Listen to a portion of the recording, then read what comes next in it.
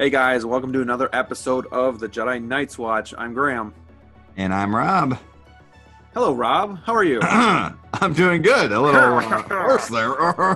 Ooh. I'd say we've been focusing a lot on Star Wars lately, wouldn't you? Absolutely. Yes. We've done The Mandalorian, the Baby Yoda Funko Pop. We've ranked our Star Wars movies. Yeah. If you haven't seen that, check it out. And Darth Maul hot toy just came out. We've talked about upcoming hot toy figures that we want. There's some Star Wars in there too. So I think it's about time that we focus today on DC. Give DC some love. Absolutely. I don't know. Maybe I was coming from the future and I all of a sudden just thought we were already doing this. I'm from the future. In the future. That's a bad impression, but that's okay. So today we're going to be talking about a figure that was just unveiled earlier this week and has a lot of people hyped, a lot of people excited, some people maybe even angry. Who knows? Yeah. And that's the Dark Knight Rises DX19 Hot Toys figure, 1/6 scale. This isn't a straight reissue because there are some things different, but Hot Toys this year has been reissuing or re-releasing a lot of figures lately. So what do you think this means for the industry? Anything good or bad? What are your thoughts? The only thing I can really think of for collectors is it might hurt the resale value if if they bought a figure back in 2014 or something, 15, and all of a sudden they get a figure today that is basically a reissue or a redo. Then it kind of, especially if you're new to it, and let's say you bought the figure like last year, and all of a sudden you find out, oh, this new figure's coming out, and it's like the same price pretty much. Right. And now when that figure actually comes out, what's going to happen to the older figure? Is it going to go down in price? Is it going to go up in price because it's the original? I doubt it. I don't think so, but it's going to mess with that a lot, I think. Yeah, and as collectors, we look at this as an investment, right? Like, we're hoping that the value goes up. Even with Funko Pops, you kind of hope that value goes up. And then, not that you just want to sell it, but if you chose to do that, you could sell it and then get something else, or maybe get two things. I think there is... That's part of buying something for, a couple $100 too, or more sometimes, where it's like, yeah, heck yeah, it's all about collecting. It's all about, my showroom and all of that, and it's fun.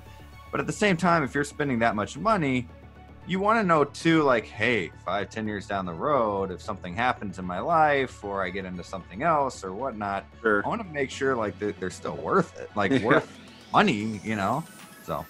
I don't think these things will, I don't think it'll be worth nothing. I just think it's going to hurt the value a little bit. Let's say you were trying to sell this guy for $400 now, which is above retail, what you were purchasing it for. Now you may be looking at closer to like 300 maybe, but that's my guess. There are some good things though. I think this eliminates scalping a little bit because now scalpers don't know if they're going to be coming out with something else, but maybe that deters them a little bit. We'll see. I think it is great. You kind of mentioned it, like people like me who got into the hobby this year. I bought the DX12, and if I didn't buy that, I would have missed out on this one. So this is a great opportunity for anybody that's new to collecting to grab this now. Yeah. So that's cool. And maybe I will grab it and I'll sell you mine. We'll see. We'll see. But yeah, it is what it is. I think collectors always want the greatest and the best too. So I think it's good overall. Yeah. But like anything, we just have to adapt and kind of get used to having more reissues. Yeah. So my lights aren't too much in the back, are they? They're not. No, they look great. Hey, that's nice. I like that. It's a nice touch. Well, they stop right there. I need another thing. I didn't have enough. Well, the good news is if you're on the fence, you have some time to think about it. The estimated arrival is April 2022 to June 2022. So you're looking at a solid year and a half. Yeah. Woo-hoo. You got some time to pay for it. You got time to pay for it. You got time to ponder it. And it is going to cost $290. So when the DX12 came out, it was $260-ish. So you're looking at like a $30 increase. Not the end of the world. I mean, you're looking at this came out 8 years ago, so it's almost a decade. I guess a little bit, you know, inflation over that time. To me, it does still seem a little high. Now, is it more detailed than the previous one, though, and that's why it's a little more? Well, let's start looking at it. Let's pull up that picture. We have kind of, it shows like everything that comes with it. So we're gonna get an updated head sculpt, which looks great in my opinion. Oh yeah, looks a lot better than the DX12, and that's I think going to be the biggest selling factor. You get 4 face plates. The paint applications these days are going to be a heck of a lot better than what they were then. I think the face plates look great. Some of the Batman figures, they really gave you some not great facial expressions. I mean, there's a couple that are okay, but a couple that are just like, why am I would never use this face plate. So you get a Bruce Wayne head sculpt.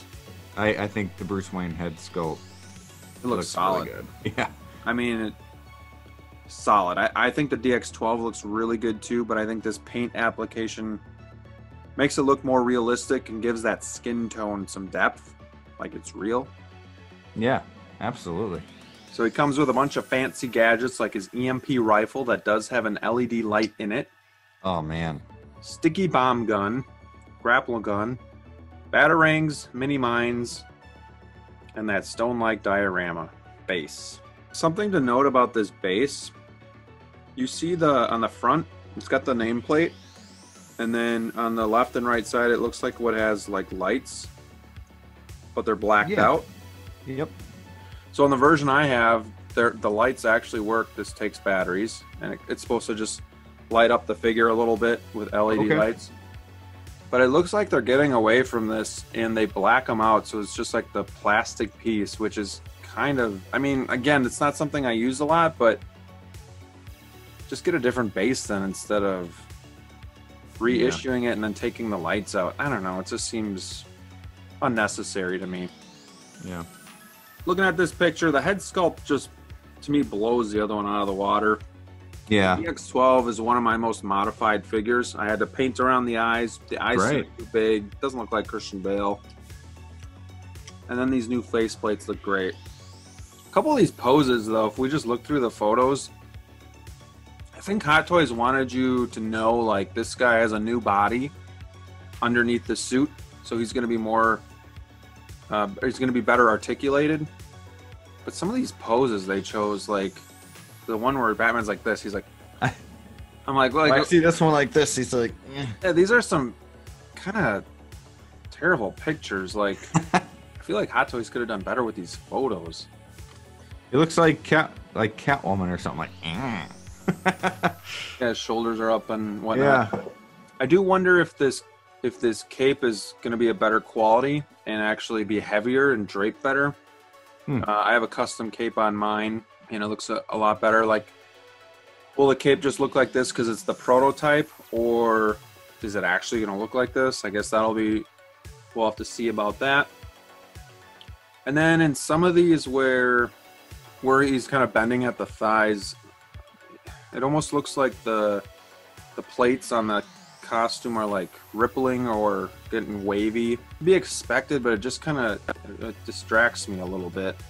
Yeah. I feel like the belt is too high as well. Like, if we can adjust that down, it seems a little high. I think my favorite pose that they do is with the Bruce Wayne head sculpt. I really like that. Kind of makes it look like he's getting dressed, you know, and getting ready to go out, or just getting done with a fight, you know, coming back. You see on his elbows, you got those plates that kind of stick out. A lot of people don't like that.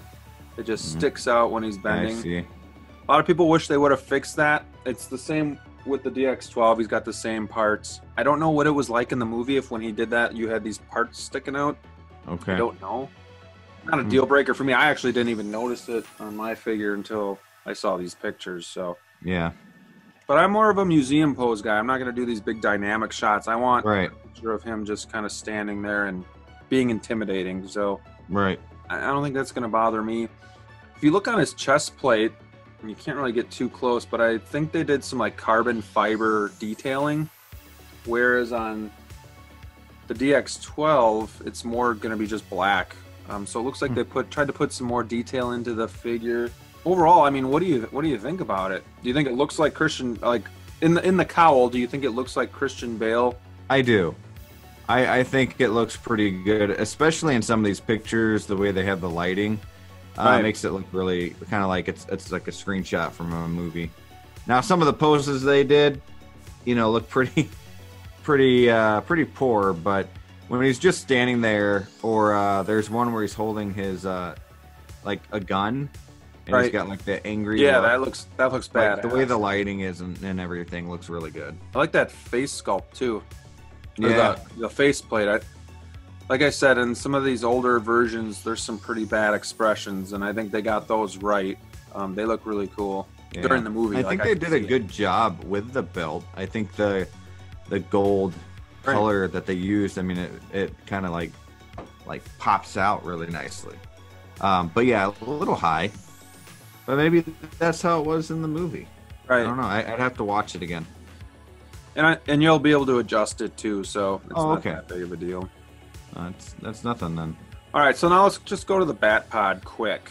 Boy, if I was going to get both of these, this is how I would pose it. With him just kind of straddling it with his little EMP gun. I think that looks pretty sweet. Like if you had that on your DTOF or in your your cabinet, I think that's a pretty sick looking pose. So the Batpod is going to be $285, which is just $10 more expensive than when that first came out. So this is pretty much going to be a reissue. There's not much different, if anything, on this guy. Just again, getting it out there for anybody that missed it. So if you're going to be getting both of these figures, you're going to be looking at, after shipping and taxes, like $650. And now, could you get the Batpod if you already have the DX12? Sure. Okay, so the DX12 will fit on there? Yeah. Yep. Okay. And look at the detail on the tire, though. That looks really cool. And there's like even like, it looks like it's been driving on the road. Like it looks worn and wow. It does look delicate or fragile. Like you got a lot of little pieces here. I would be kind of worried about breaking something. There's really nothing I dislike about the Batpod. I think the Batpod, other than the fact that you said it looks kind of fragile, but I mean the detail on the tires, everything, the weapons that are connected to it, Batman himself. I love all the different sculpts and the face plates that you said. I also think it, like I said, his belt pops out. All the different the face plates alone, just showing his mouth, different ways that he curls up his mouth and or he grits his teeth a little bit. I do love the bat suit from the Dark Knight series, but other than you pointing out his elbows, I mean, and the poses are pretty terrible. Right. Other than that, I think the guy looks really good. I think it's one of my favorite Batmans that they have shown, that Hot Toys has done so far. Now, seeing it in person might be different. Who knows? When you do side-by-side comparison to the Ben Affleck one and all that, I mean, I guess we'll find that out sooner than later, or in 2022. But yeah, I mean, I really like it. Any dislikes on your end? I think the cape is going to be like capes we've had in the past, where you're going to have to get a custom cape if you want it to really look authentic. There is not much that I don't like. Maybe there's a little bit of distractions in the rippling at the thighs, like if you bend them, like if you're trying to put them in more of a dynamic pose. Other than that, I really love the head sculpt. But I think this is the best one to date. I don't have a problem with the elbows. I think the suit looks great with that carbon fiber that they added in. Yeah. The head sculpt does have the purr system as well still, so the eyes do move. Cool. And articulate. So that's pretty cool. The Batpod is great. I just can't see myself spending... It is big. $285. Right. But I totally get other people doing it because it does look really cool. Yeah. And I would love to have it. I just don't want to spend $300 to have it, type of thing. Right. I think in 2 years you're gonna have it. It's gonna be on your desk, and we're gonna do a flashback to this video. Like, I just don't see myself doing it. Yeah. And then, boom! Guess what I got today? Honestly, the only thing I don't like is, I think, the price. Yeah. And that's not to say that it's a total turnoff, and it's a. You talking about the price just for the Batpod? Just for the Bat. I think for the Batpod, it's okay. Oh, I was thinking the Batpod should be like 180, 200 maybe, 220.